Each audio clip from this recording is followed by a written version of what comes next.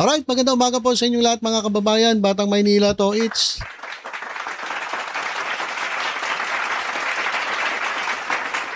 nung si Kiko Barsaga po ay nasuspinde ng 60 days dyan po sa House of Representatives. Marami po ang marami po ang nagtanggol sa kanya.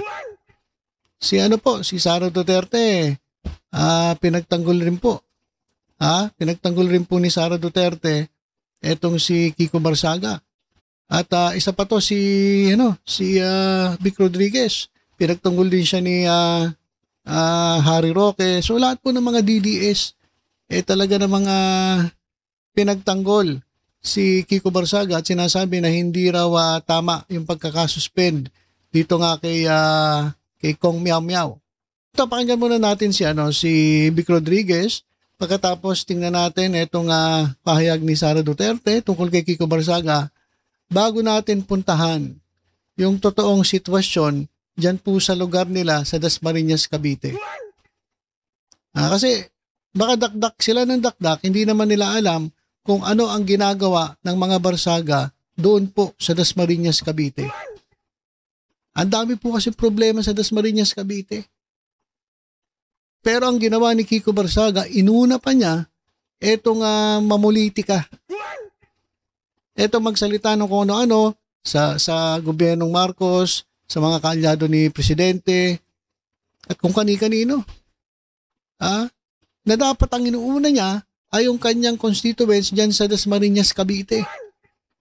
Pero bago yon, pakinggan muna natin itong mga tukmol na ito kung bakit nila ipinagtatanggol si Kiko Barsaga. Nauna pang suspindihin si Congressman Kiko Barsaga dahil lamang siya ay nagpapahayag ng kanyang nakikita sa loob ng Kongreso. Samantalang yung 67 or so number of contractors, hindi pinag-uusapan sa ICI. Akala ko ba kayang-kaya ninyo si Kiko Barsaga? Ba't hindi ninyo daanin sa debate sa plenaryo? Bakit kinakailangan pagtulungan ninyo? Buti na lamang may mga iilan na matatapang na kongresista nakakampi ng mamamayang Pilipino. Okay. Alam niyo mga kababayan, kung magsalita ito si Vic Rodriguez, akala mo talagang concerned kay Kiko Barsaga. Ito mga kababayan, real talk tayo. Hindi naman ito nagtatanggol kay Kiko Barsaga dahil concerned siya kay Kiko Barsaga. Meron po siyang sariling agenda. Kaya nila pinagtatanggol si Kiko Barsaga kasi nga binabanatan si Marcos. Di ba ang panawagan nila mag-resign si Marcos, ang presidente. Ayun yung gusto nila kay Kiko Barsaga. Pero hindi naman talaga sila concerned kay Kiko Barsaga, kay Kong Miao Miao. Hindi. Natutuwa lang kasi sila kasi nagagamit nila ito si Kong Miao Miao sa sarili nilang mga interes. Yun po yun. Hindi naman po dahil sa concern sila kay Kiko Barsaga Kalokohan po yun. Sabihin nila, concerned kami, kawawa naman si Kiko Barsaga. Hindi po ganun. Ano ba pakialam nila kay Kiko Barsaga? Ano ba pakialam nila? Wala naman Natutuwa lang sila kasi ito si Kiko Barsaga ay laban sa administrasyon. Ayun ang gusto nila doon kay Kiko Barsaga pero sa mismo pagkatao ni Kiko Barsaga, wala naman silang pakialam Pakinggan yung sinasabi ni Vic Rodriguez. Personal na interest pa rin ang sinasabi na itong tulonggis na to. Suporta kay Kiko Barsaga. Hindi ko po kilalang personal si Kiko Barsaga. Kilala ko siya bilang Congressman Kiko Barsaga. Higit pong malala ang kinakasangkutan nung 67 unang pinangalan ng contractors. Diba? Kaya lang, tila talaga walang panama kay Kiko Barsaga. Mabuhay ka, Kiko. Itong mga napakahambog, napakayayabang, matatapang na young guns. Batang nawala yung kanilang integridad, yung kanilang dignidad, yung kanilang dangal. Hindi po sila kapanipaniwala What do they... Binabanatan yung young guns. Bakit? Kasi yung mga young guns, laban po dun sa mga ginagawa ng mga Duterte at sa ginagawa nila. Ngayon sinasabi nila, mas gusto nila kay Kiko Barsaga at hindi sa young guns. Kasi nga, kontra sa gobyerno si Kiko Barsaga So, yun yung nila, yun yung gusto nila kay Kiko. Hindi sila concerned mismo kay Kiko Barsaga. Natutuwa lang talaga sila. Dahil nga kumukontra sa gobyerno, yun ang gusto nila di ba? Mag-ano ka dyan, magsalita ka dyan. Magsisigaw ka ng anti-Marcos ka. Marcos resign. Sigurado papansinin ka niyan, mga yan Sigurado, pagtatanggol ka nila kahit di ka nila kalala, kahit di nila alam background mo, kahit hindi nila alam kung ano ginagawa mo doon sa iyong nasasakupan. Mamaya sasabihin ko sa inyo nangyayari dyan po sa Dasmariñas, Cavite. Ito kasi hindi nila alam Kasi ang gusto lang talaga nila, masira ang gobyerno. At si Kiko Barsaga nagagamit para masira ang gobyerno. Ito naman si Kiko Barsaga bilang congressman, dapat inuuna niya yung mga constituents niya dyan po sa Dasmariñas, Cavite. Kaso nangyari, wala, napabayaan po Dahil ito yung inuuna niya, binanatan, itong administrasyon.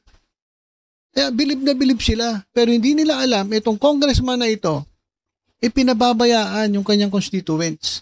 Mamaya tingnan nyo sa mga kababayan, sasabihin ko sa inyo kung ano po yung nangyayari po dyan sa Dasmariñas, Cavite. Tapusin muna natin itong tulongges na to. They do. For them to be relevant, take out Kiko Barsaga sa Kongreso. And by the way, mga kababayan, yung sinasabi niya mga congressman, yung mga contractor, dapat talaga yan managot. Hindi po tayo, hindi po natin sila pinagtatanggol. Dapat po talaga sila managot. At yan po ay under investigation. Iniimbestigahan na po yan, yung mga contractor na yan. Na dapat yung mga walang hiyang contractor na yan ay dapat managot. Hindi po natin isinasantabi yan, hindi po natin pinagtatanggol yan. Kung galit si Vic Rodriguez sa mga contractor, kahit tayo po, galit po tayo sa mga contractor, niya sa mga corrupt na government officials. Pero, hindi po natin ipagtatanggol si Kiko Barsaga dahil sa tingin natin, hindi na po tama yung kanyang ginagawa. Pero yun niya mga kababayan halos mapabayaan na yung kanyang constituents niya sa Dasmariñas, Cavite. Ang inuuna ay itong paninira sa gobyerno. Okay lang yung kina Vic Rodriguez kasi pabor sa kanila Pabor sa kanila Pero paano na lang yung mga taga Dasmariñas, Cavite? Todo tanggol kayo. Mas maganda nga yan. Alam niyo, mas maganda nga yan na nasuspindi siya 60 days para mapagtuunan niya yung kanyang constituents, yung mga bumoto sa kanya. Pinabayaan na niya yung mga bumoto sa kanya Inuuna niya, banat dito, banat doon, banat Senate President, banat kung kani-kanino. Imbis na unahin yung kanyang mga kababayan dyan sa Dasmariñas, Cavite. Ito naman, kasi tuwan-tuwa sila, kaya todo tanggol kasi nga nakikinabang sila dun sa ginagawa ni Kiko Barsaga. Nasiraan itong Marcos government.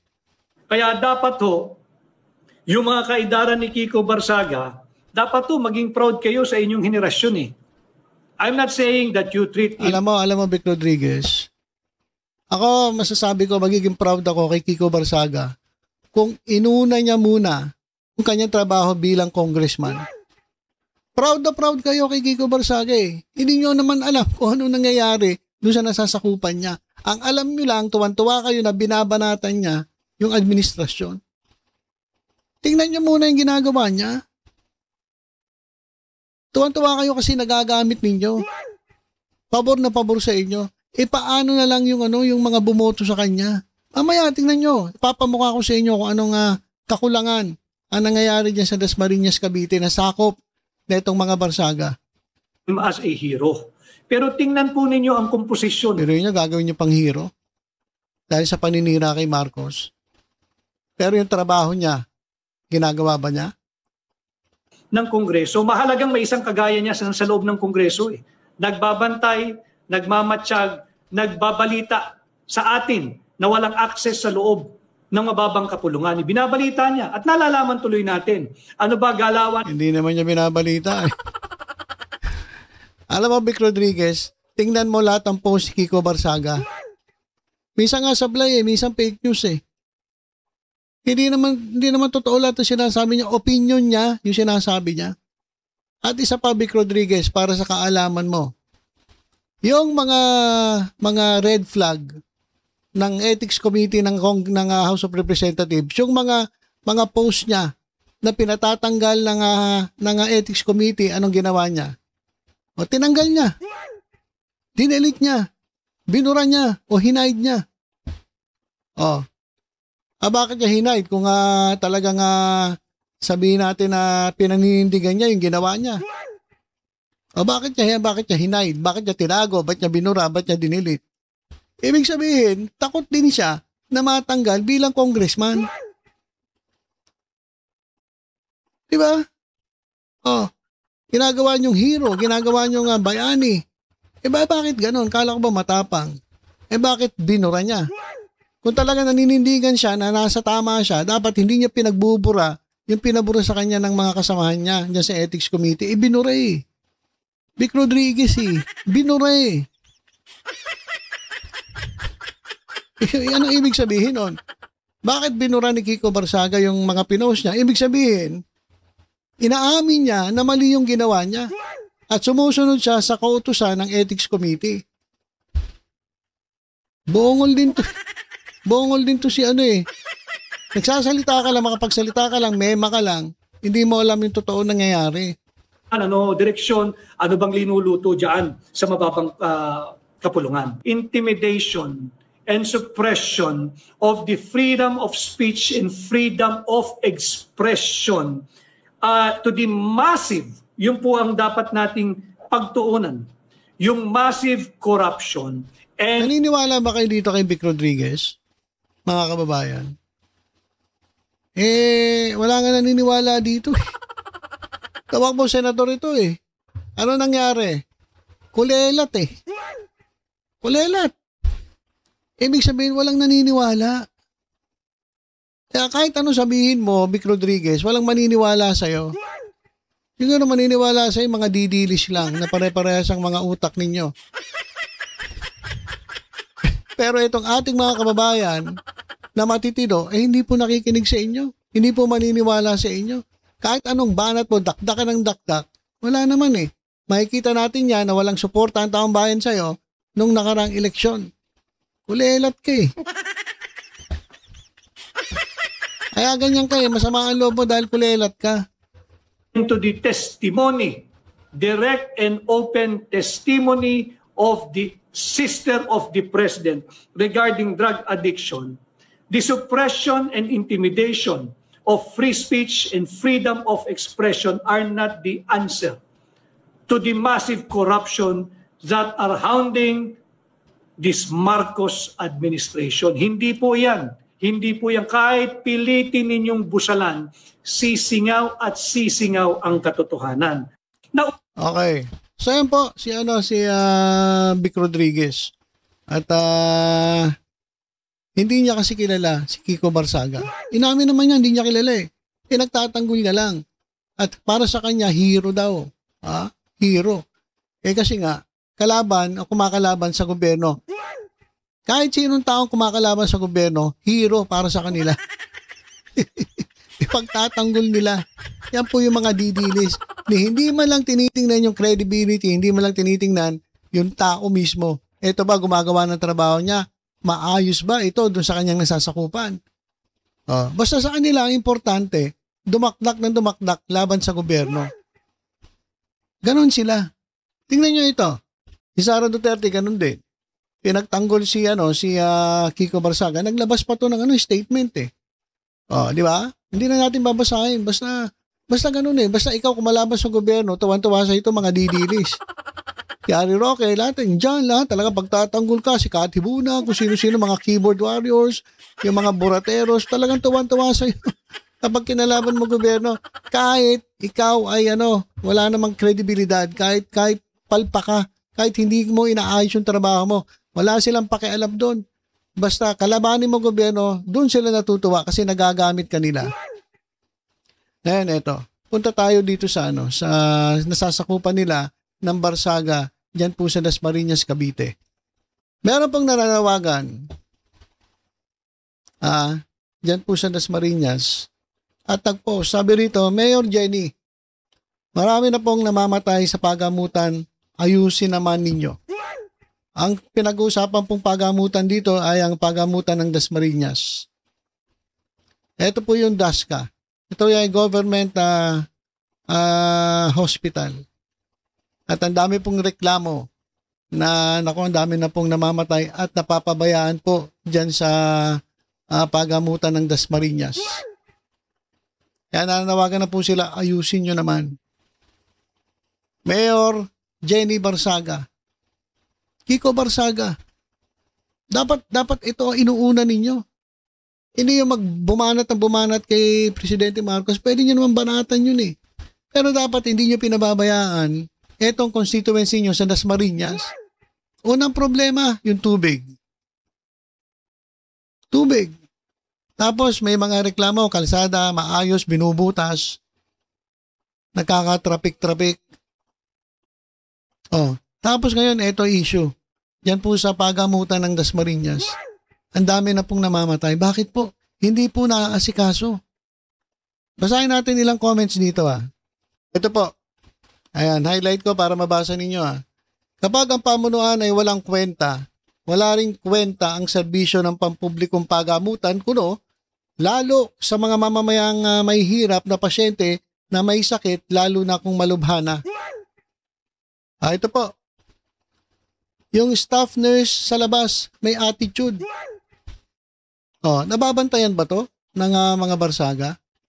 Nababantayan nyo ba itong nangyayari niya sa pagamutan niya sa Dasmariñas? Nakaraan problema si Prime Water, ngayon si Daska naman. Kahit po yung ibang nurse ang susungit, baka masagwa na yung tsura tas masungit pa. Ito pa. Bakit nagtayo pa ng pagamutan kung pababayaan din naman ang pasyente na mamatay sa kapabayaan? Buti pa sa 13 kahit taga Dasma tatanggapin nila ang pasyente. Meron ako bali-balita na kapag hindi botante ay hindi nila priority. Tumatanggap sila. Merong ilang-ilang mga hindi po dyan po taga Dasmariñas na natatanggap. Pero para pong hindi po sila priority. Ang priority po ay dapat botante ka ng Dasmariñas. Kaya sabi nga dito, buti pa yung sa 13 kahit hindi taga 13 o kahit taga Dasma, tatanggapin ka bilang pasyente. Ito pa mga kababayan, hirap ka na sa sakit. At hirap pa kalagayan mo sa ospital na walang maayos na higaan. Paano ka gagaling kung mismong kalagayan mo sa ospital ang nagpapahirap lalo na sa kondisyon ng pasyente? Kung gugustuhin talaga, kayang-kaya namang gawa ng paraan yan. Ayaw lang talaga gawin. Wala nang pag-asa yan, sir. Nawawala na ng pag-asa yung mga taga dyan sa Dasmariñas. Ano ginagawa ninyo, mga Barsaga? Wala talaga sa ayos ang serbisyo dyan Mahal naming mayor, maayos po sana ang lahat. Kaya po kami pumupunta sa ospital. Gusto pa po naming mabuhay. Bakit po ganun silang nandoon sa ospital? Anong ginagawa ninyo? Mga Barsaga, lalong-lalo na ikaw, Kiko, imbis na kasi ito unahin mo, dapat inuuna nyo etong mga ganitong klaseng mga pangangailangan ng taong bayan, lalong-lalo na yung mga bumoto sa inyo. Tapos kayo, inuuna ninyo national, nagpapagamit kayo? Hindi alam ito nang nagtatanggol sa inyo Pinagtatanggol ka kasi sinisira mo si Marcos, tuwan-tuwa sila sa'yo. Pero hindi nila alam kung ano ang ginagawa ninyo dun sa inyong nasasakupan. Ito pa Yung napanood ko na batang na dengue, di nila inisikaso. Tingnan ninyo. Buhay pa sana yung bata dahil sa swero na lumalabas na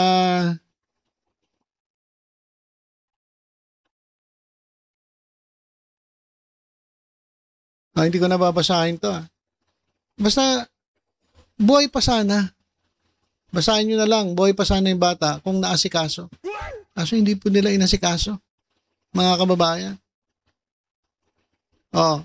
May bayad pa dyan. Dapat libre na. Yung ER, siksika na. Samantalang sa taas, napakaluwag. Mayor Jenny Austria Barsaga, pakiasikaso naman po ito. At habang bakasyon, itong si Kiko Barsaga.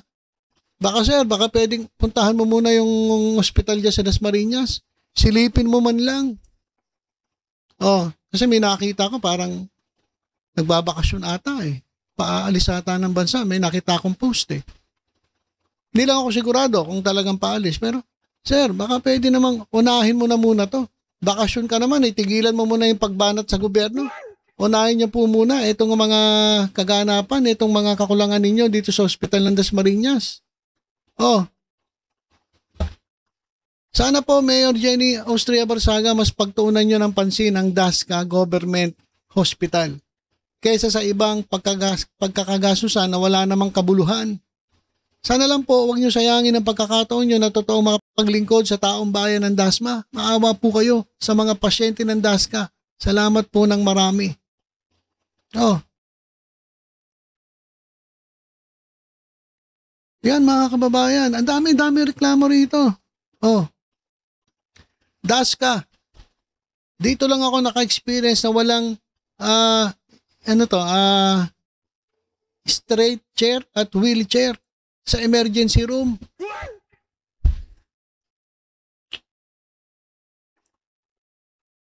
Pag pumunta kayo sa Dasmariñas, makikita nyo yung halat ng kalsada. Ang dami pong mga ilaw-ilaw. May mga parol, may mga ilaw-ilaw sila. Maganda po tingnan. Masaya po tingnan kasi panahon po ng Kapaskuhan.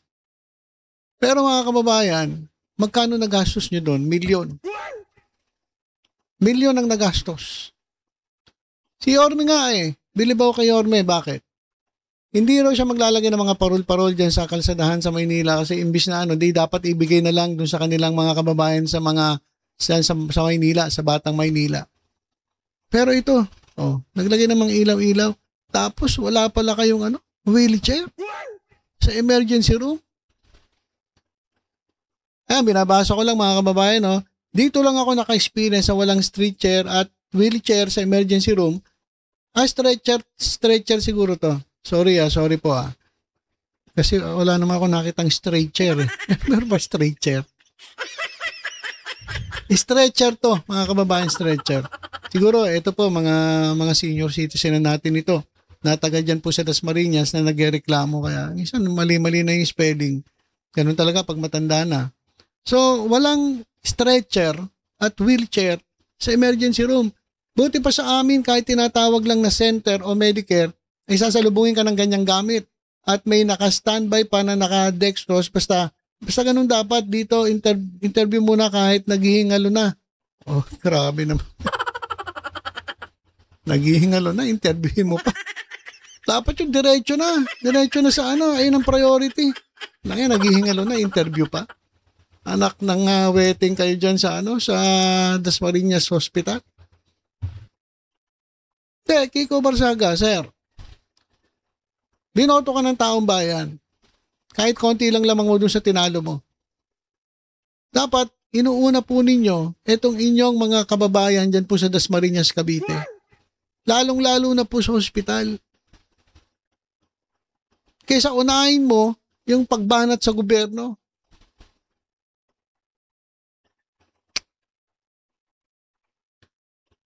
Dinanas din namin yan sa may bayad.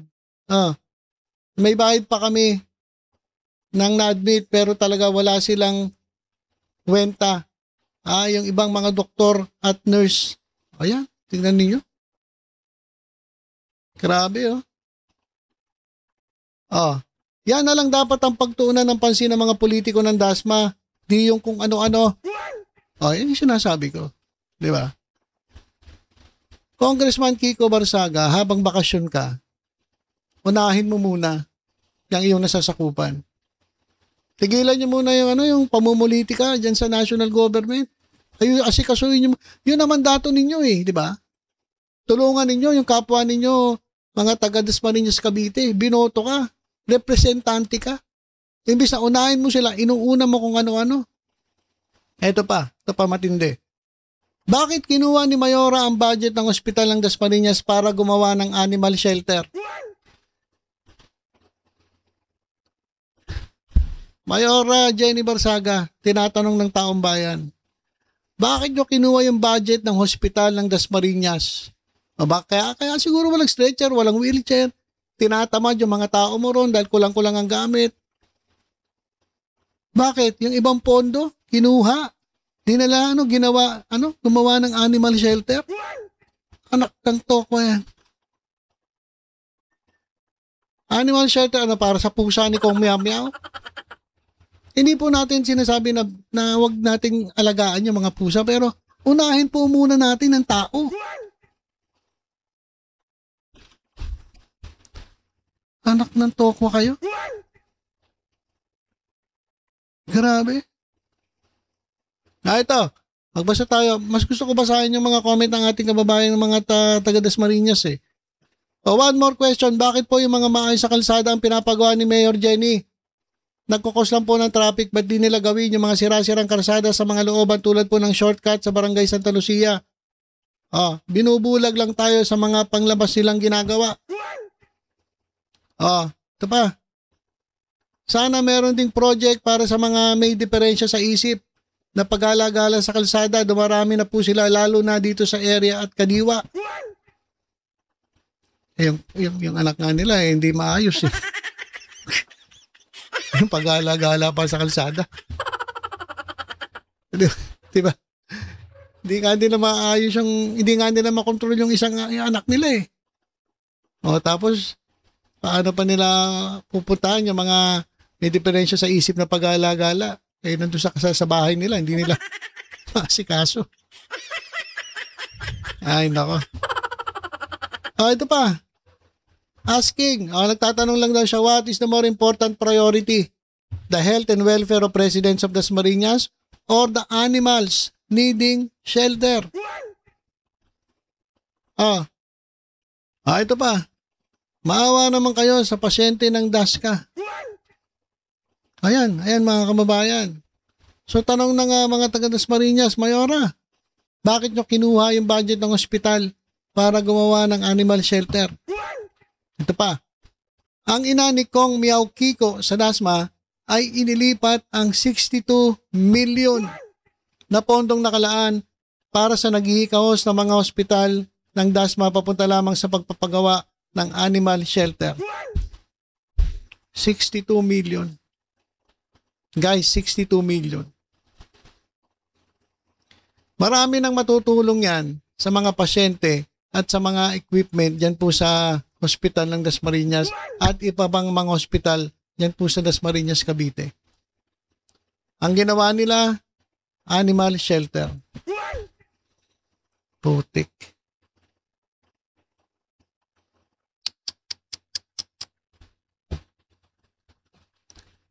Shelter for Meow Meow. Isama na din yung 5 na mga bagong Meow Meow para meron siyang ka-Meow Meow. Na ang topic ang usapan ay Meow Meow. I-guess nila si Peter na super Meow Meow.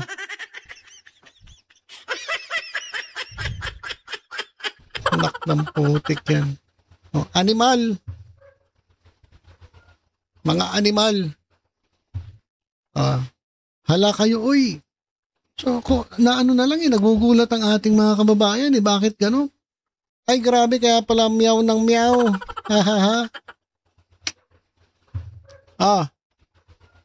Kawawa ang mga patients sa ospital.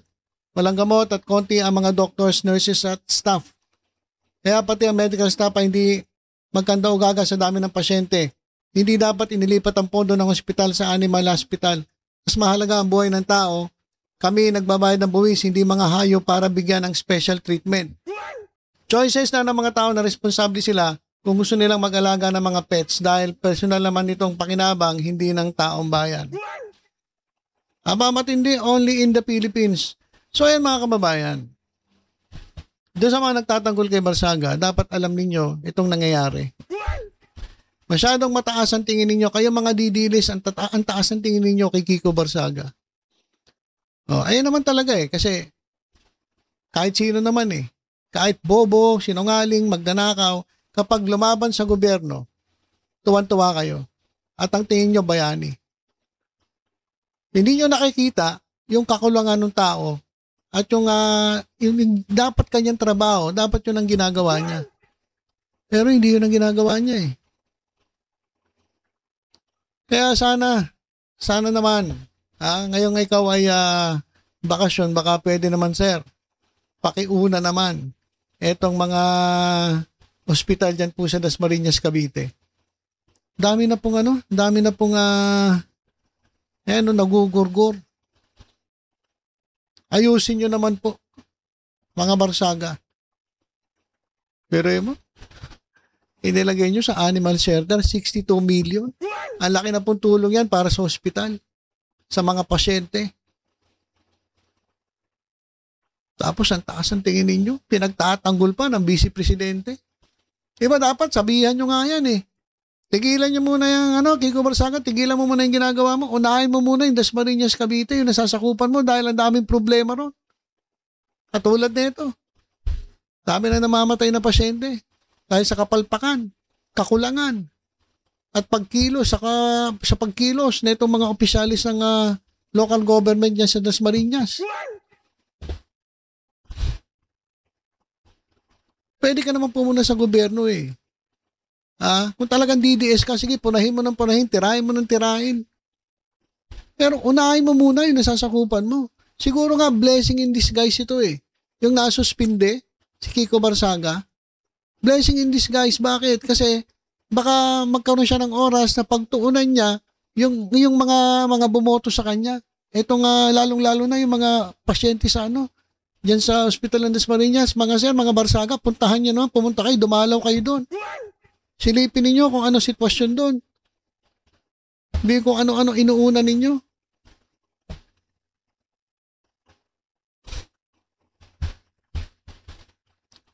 Alright, so yun lang po muna mga kababayan. Sana marinig ito ng local government ng Dasmariñas. Mayor, Jenny, baka pwede naman, silipin mo naman yung ospital. Kawawa naman po yung pasyente. Kapag eleksyon, ang babait ninyo. Ngayon, ito, ang daming problema ron. Dami nang nagugurgur doon. Baka pwede nyo naman, unahin yun. At si Kiko Barsaga, sir, total, bakasyon ka. Silipin mo naman kung ano nangyayari doon. Huwag lang yung laging mga pusa ay nasikaso ninyo. Mas importante po yung buhay ng tao.